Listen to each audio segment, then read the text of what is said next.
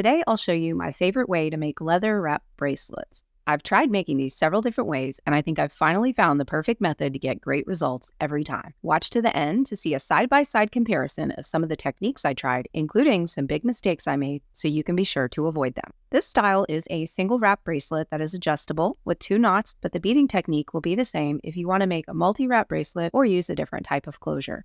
This is 2mm round leather cord. Figure out the maximum wrist size and triple it, and that's the bare minimum amount of leather to start with. I used 24 inches for a 7 to 8 inch single wrap adjustable bracelet. I'll put more info below if you need help with sizing for a multi-wrap bracelet. Fold the leather in half and line up the ends.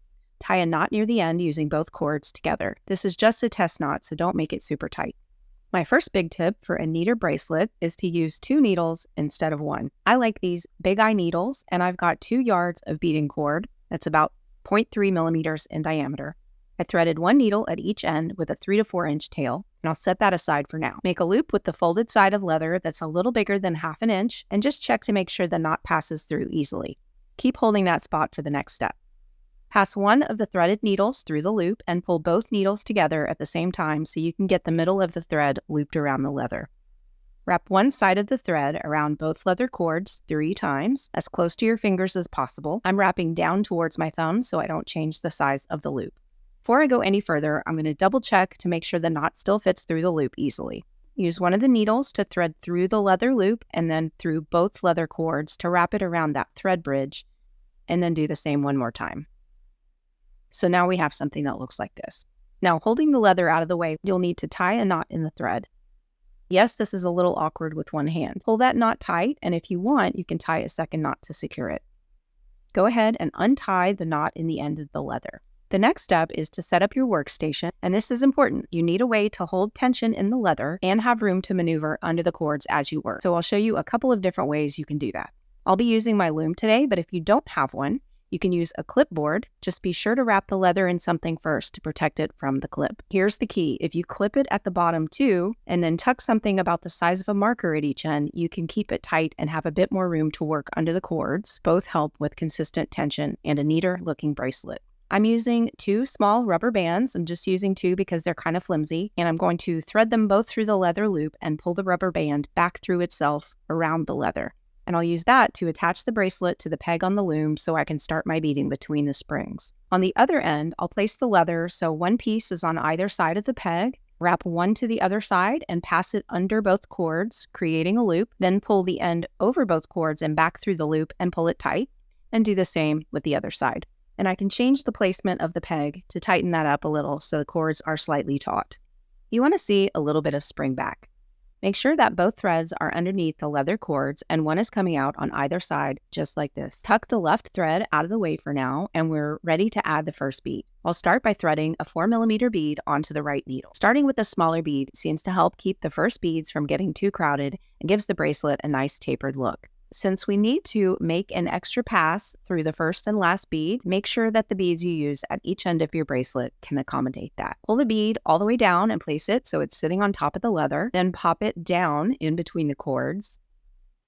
Hold it between your fingers and push the bead down a little bit more so you can pass the needle through the bead and behind both pieces of leather. Hold the bead as you pull the thread through. Then if you need to, you can reposition the bead before you tighten the thread just to make sure it's sitting in place right where you want it. Now I'll pop the bead up so you can pass through it again, this time going through from right to left on top of both pieces of leather. I'm angling the needle upward so I can avoid piercing the thread, almost like I'm scraping against the top of the inside of the bead. I'll pull the thread all the way through and pull it tight. Then I can tuck this needle and thread out of the way for now, and using the other needle, now I'll pass through the bead from left to right, and I need to go through on top of the leather since the thread is coming from the back. Again, I'll pop the bead up and angle the needle upward to avoid piercing the threads as I pass through. It's good to have a pair of pliers handy in case you need a bit of help pulling the needle through. This looks great, so I'll pull that tight. Notice that I have one thread on either side and they're both sitting on top of the leather cord. Now, before we add our first larger bead, we need to pass both needles up between the leather cords. The right one comes up through and out to the right, and the left one comes up and through and out to the left. And we'll do this between every single bead going forward. Now, I'll start adding my 6mm beads. I'll go through the bead with the right needle, pulling to the left, and then I'll use the left needle and pull through to the right. And then I'll snug that down so it sits in place in between the leather cords and tighten up the thread as much as possible. Again, pull the thread up through the middle of the leather cords. Make sure each needle goes out to the correct side. Then add another bead using the right needle and pull the thread out to the left, and then the left needle goes through in the other direction, pulling out to the right. So keep the thread tight against the leather cords as you work down the bracelet. You'll want to make sure that you pull both threads tight after you string each bead, and both sides should be the same. You don't want to see gaps between the beads and the leather, but you also want to keep the beads close together but not crowded, just barely touching so they have less room to move once the piece is finished. You can kind of just roll your beads into place. It seems like they need adjusting, and then just check the thread as you go. Now, you'll need to continue with the large beads until you have a beaded section about 1 inch shorter than the shortest length of your final bracelet size. In my case, that will be 6 inches of beading for a 7 to 8 inch bracelet. That's not including the last 4mm bead. I still have a couple of inches to go now, but I'm running out of room, so I'll remove the rubber bands and retie the bracelet on the loom so I can keep working. Now we'll jump ahead to where I have my beaded section at 6 inches, and then I just want to add the last bead, which will be the 4mm size, so we get a taper on this end as well. So this last bead goes on the same as all the others, but we'll reinforce it by going through again. I'll push the bead down and I'll pass the right needle through, going under both pieces of leather, and do the same using the left needle going back the other way. I'll show you 2 ways to tie off the thread. The first one is the one I prefer, but sometimes it's a bit more difficult for the second knot. So you can use one or the other, or you can use a combination of the 2 methods. I'll bring the right needle up through the leather cords, and I'm going to pass the needle through the thread between the bead and the leather. And before I pull the needle all the way through, I'll wrap the long tail of thread around it twice, tuck it under my thumb, holding that in place while I pull the needle all the way through. Just tug to tighten as much as possible, and that has created a nice little knot. If you can't pass through the threads easily, you can do this instead. I lost some footage, so I'll show you on a different bracelet.